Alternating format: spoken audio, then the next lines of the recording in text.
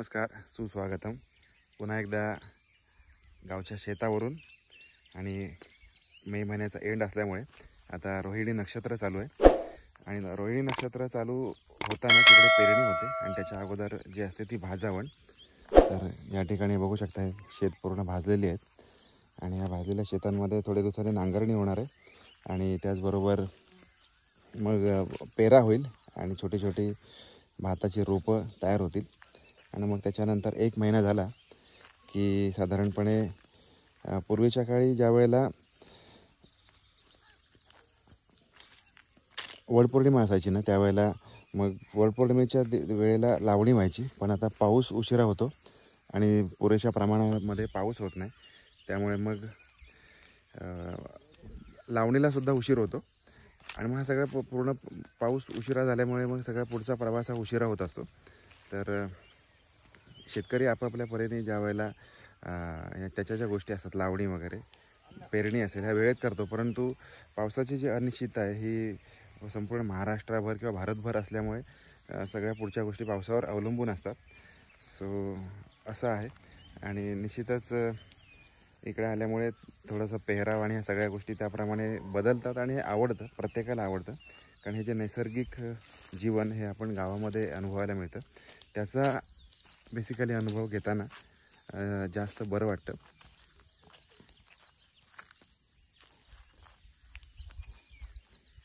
आणि इथे मंडळींनी आग लावली आहे।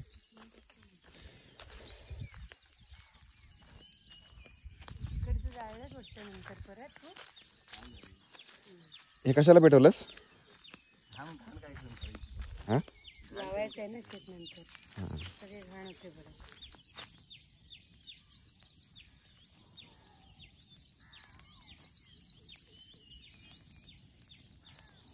ते गुरं खात नाही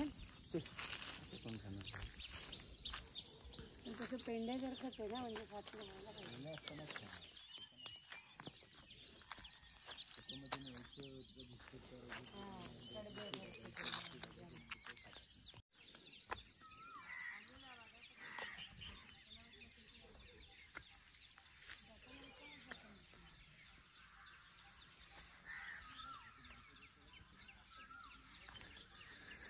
आणि गावची सकाळ ज्या ज्या वेळेला तुम्ही अनुभवता त्यांना त्या वेळेला तुम्हाला प्रसन्न वाटत असतं।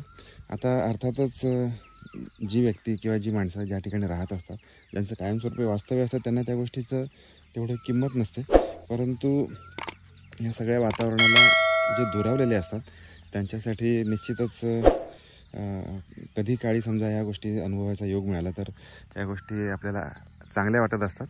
तो या निमित्तानेच मला हे दाखवायला आपल्याला बरं वाटतं की जी सुंदर सकाळ आहे ही आमच्या कोकणातली सकाळ, आणि कोकण जेवढं निसर्गरम्य आहे तेवढंच वास्तव्याला देखील शुद्ध आहे, पवित्र आहे। म्हणूनच संपूर्ण महाराष्ट्रामध्ये ज्याला कॅलिफोर्निया म्हणून ओळखलं जातं असं हे कोकण, ज्याचं पावित्र्य आणि शुद्धता अबाधित ठेवणे हे आपल्या सगळ्यांचंच काम आहे। आता ही लालचुटूक घरं काही ठिकाणी आपल्याला, पण कोकणातली घरं जर तुम्ही बघायला गेलं तर अति पावसामुळे या ठिकाणी तुम्हाला कौलारू घरं, उभ्या फाकेची घरं बघायला मिळतात। इकडे धाब्याची घरं आपण अनुभवू शकत नसतात म्हणजे, किंवा स्लॅबसुद्धा फार कमी प्रमाणामध्ये असतात। ज्या ज्या ठिकाणी तुम्ही बघाल तिथे त्या ठिकाणी कौलारू घरं किंवा निसरड्या छपराची घरं या ठिकाणी आपल्याला बघायला मिळतात।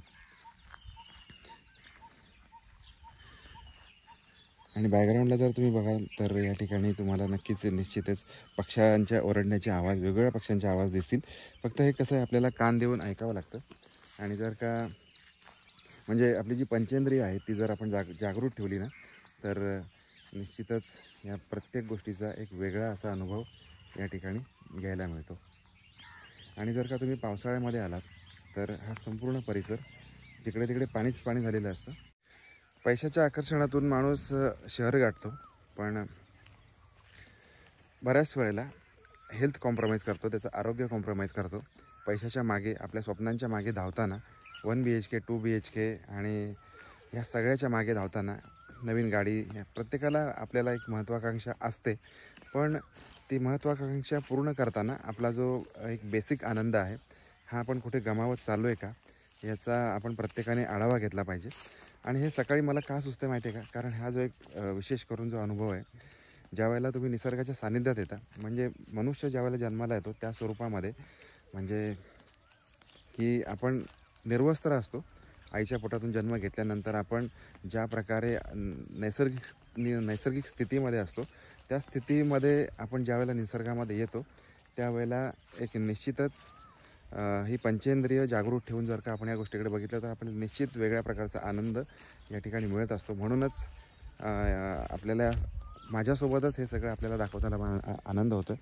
आता इथे बघू शकता की हे जे सकाळी उठल्यानंतर गावाकडे कसं असतं की पैसा ही प्रत्येकाची निकड आजकाल झालेली आहे, परंतु पैशाची निकड ज्यावेळेला म्हणजे पैशाची निकड पूर्ण करताना ही लोक मजुरीच्या माध्यमातून त्यांचे पैसे कमवतात आणि जेवढे पैसे कमवतात तेवढ्यामध्ये ते सुखी जीवन जगतात. याचं निश्चित आश्चर्य जास्त वाटतं, कारण अतिहव्यासाच्या पोटी गावची माणसं ही कधीच पळत नाही. त्याचं एक जास्त हे प्रकर्षाने मला सांगावं असं वाटतं आणि ही गोष्ट नक्कीच घेण्यासारखी आहे. आणि निसर्गसुद्धा आपल्याला हे शिकवतो की तुम्ही ज्या वेळेला तुमच्या आवडीनिवडींवर किंवा तुमच्या गरजांवर मर्यादा ठेवता त्यावेळेला तुम्ही एक चांगलं जीवन जगता, असं हे आपल्याला निसर्ग शिकवतो. आणि आपण कुठेतरी सगळ्यांनी या गोष्टीचा ध्यानात ठेवावं, लक्षात ठेवावं, जेणेकरून आपण पुढचं जे आयुष्य आहे हे सुखाचं आणि समाधानाचं जगू शकतो. या ठिकाणी निश्चित पालवी धरलेली आहे आणि आता संपूर्ण निसर्ग जो आहे ना हा रखरखलेला आहे आणि पावसाच्या प्रतीक्षेमध्ये आहे. आपण सगळेजण पावसाच्या प्रतीक्षेमध्ये आहे. होप करूया की वेळेत पाऊस पडेल आणि संपूर्ण भारतवर्ष पुन्हा एकदा पावसामध्ये चिंब होईल, बुडून जाईल आणि अतिवृष्टी होणार नाही असं निसर्गाकडे प्रार्थना करूया. आणि संपूर्ण व्हिडिओ तुम्हाला कसा वाटला, गावचा व्हिडिओ तुम्हाला कसा वाटला कमेंट करा. भेटूया पुन्हा एकदा अशाच नवीन इंटरेस्टिंग व्हिडिओमध्ये. तोपर्यंत काळजी घ्या. धन्यवाद. Bye bye.